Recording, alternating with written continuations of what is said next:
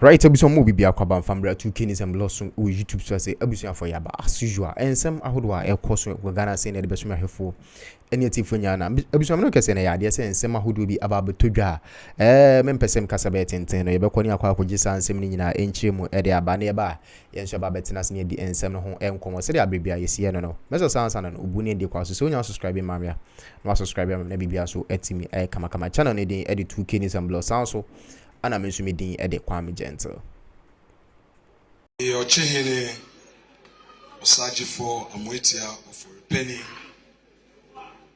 former president, the trainer Nana Addo and Rebecca, Akuffo Addo, Ochehima Nana Educhumwa Dukua, our former first lady, Mrs. Rebecca Akuffo Addo, deputy minority leader, colleague members of parliament, the clergy, party leaders, family members, Nananum, ladies and gentlemen. Today, we gather in solemn remembrance and profound reflection as we mark 60 years since the passing of one of Ghana's most remarkable patrons, Dr. Joseph Boache Danquah, who endured ultimate sacrifice for his love for his country and the freedom of her people. His legacy is woven into the fabric of Ghana's political, intellectual, and constitutional development. Dr. Danquah was more than a scholar, politician, statesman, and an advocate. He was a poet, a playwright, and a chronicler of our history, customs, and norms. He was a visionary who dedicated his life to laying the foundational principles of our democracy. Indeed, the principles of democratic accountability, free enterprise, free expression, and the rule of law, which are all today enshrined in the Fourth Republican Constitution, are the very ones that he fought for from the 1920s and died for in 1965. It is a statement of his foresight and that of the many others who shared those ideals that the 1992 Constitution has given rise to the longest enduring democratic rule in Ghana's history. His journey from Bepon in Kwewu through his administrative work at the Afenyo Palace here in Chebi to the halls of the University of London was not merely a pursuit of personal academic excellence, but the epitome of African intellectual resilience and excellence. As a royal, legal practitioner, philosopher, historian, and a nationalist, he sought to shape a governance system of freedom and progress that reflected the pluralistic and cultural depth of our people. He foresaw what an independent Gold Coast represented, a role model for the rest of sub-Saharan Africa, and he was determined to see this future shaped strictly by the fundamental tenet of inclusive development in freedom. When Danquah speaks of liberating the energies of the people for the growth of a property-owning democracy in this land, with rise to life, freedom, and justice as the principles to which the government and the laws of the land should be dedicated in order to specifically to enrich life, property, and liberty of each and every citizen. Indeed, he means the goal should be to build a society of what he called addition, where every citizen has the opportunity and the privilege to create, grow, and enjoy the world in freedom and responsibly. His vision for Ghanaians remained the Ghana we all want and desire and deserve. Indeed, it's the reason why the mighty minority is firm in parliament and holding the feet of the NDC to the fire. It is no wonder then that the Wasem Commission in 1948, the recommendation from which helped pave the way for Ghana's independence, acknowledged Danquah's towering leadership in the long push to end colonialism in the Gold Coast. The report read, quote, Dr. Danquah might be described as a doyen of Gold Coast politicians. He has founded or been connected with most political movements since his adolescence, unquote. This recognition reflects not only his pioneering role in political organization, but also his unwavering commitment to the political emancipation of the Gold Coast. Dr. Danquah's scholarship was pioneering. His work, The Akan Doctrine of God, challenged colonial narratives and asserted African cosmologies as deserving of scholarly attention. He was not merely an intellectual for academia's sake. His studies were meant to shape governance, policy, and national identity. It was his belief that democracy must be built on what he called Ghanaianism, a vision of shared national identity and unity among the diverse ethnic groups in the Gold Coast, rooted in the country's history, culture, and traditions, while also embracing modern democratic principles and governance. The key elements of his Ghanaianism are: 1. Cultural pride, unity in diversity, and self-determination and democratic values. The name Ghana was proposed by Dr. J B Danquah. Proud to independence, Dr. Danquah traveled to England to conduct extensive research on suitable name that will reflect the history, identity, and heritage of the people of the Gold Coast. He spent considerable time at the British Museum and other libraries, meticulously studying primary historical sources on the origins and traditions of the ethnic groups within the Gold Coast. Of course, we are called Ghana today because of the research and advocacy of Dr. Danquah. Through his scholarly investigations, Dr. Danquah discovered a historical connection between the people of the Gold Coast and ancient Ghana Empire. He argued that adopting the name Ghana would symbolize the strength, heritage, continuity of the origins of ancestral past, fostering a shared national identity and pride. The United Gold Coast Convention, formed in 1947, agreed to use the name Ghana upon independence. This proposal was ultimately accepted when the country attained independence in 1957. His role in the formation of UGCC was instrumental in setting Ghana on the path to independence. Dennis Austin, in his work Politics in Ghana, page 7, affirms Danquah's central role in conceptualizing and organizing the UGCC in these veritable words. Quote, the idea of a new political movement was almost certainly that of Danquah. He was associated with several quasi political bodies, representative on the Cocoa Marketing Board for the Colony Farmers Movement, as well as joint provincial council and representative on the Legislative Council, end quote. This view is corroborated by Peter T. Omari in his book, Kwame Nkrumah, The Anatomy of Africa Dictatorship, emphasizing Dr. Danquah's organizational effort in the early stages of the UGCC's development. Omari states, quote, the man who has organized the United Gold Coast Convention earlier that year, in April and May 1947, and who had been instrumental in launching it in August, was Dr.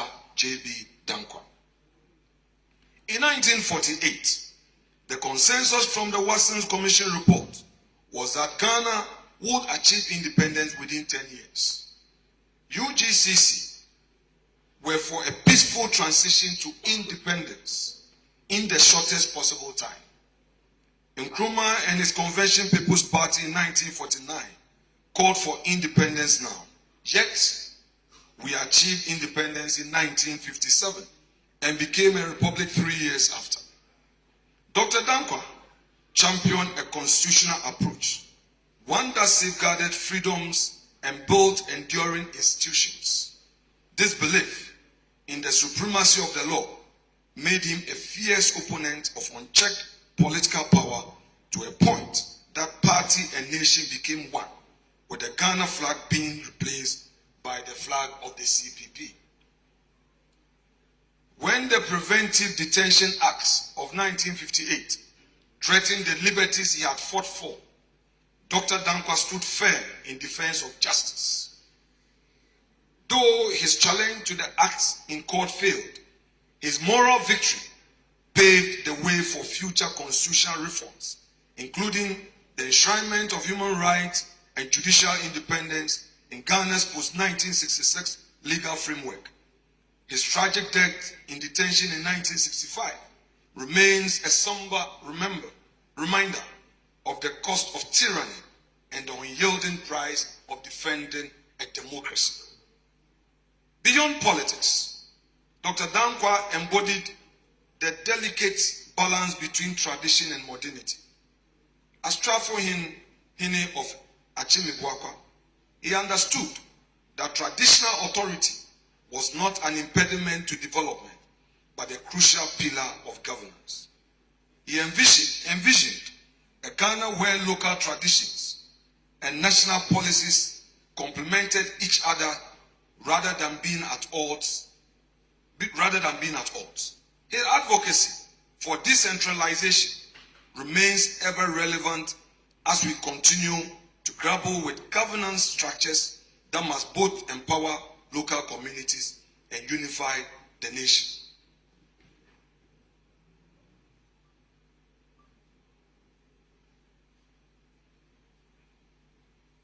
For decades, Dr. Danquah served as legal counsel to the Efutu states, passionately defending its land and its heritage. Today, the reconciliation roundabout in Winneba, where he and Dr. Nkrumah are immortalized in a handshake, serves as a powerful metaphor for our national journey, one marked by struggles, disagreements, and ultimately the pursuit of unity. It teaches us that true leadership requires not just vision, but the ability to bridge differences in service of the greater good. Dr. Danquah believed that knowledge was foundation of national progress. His tireless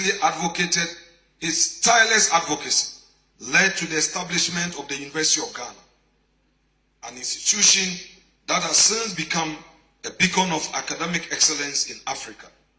His vision was for an enlightened citizenry, one that questions, innovates, and upholds democratic principles.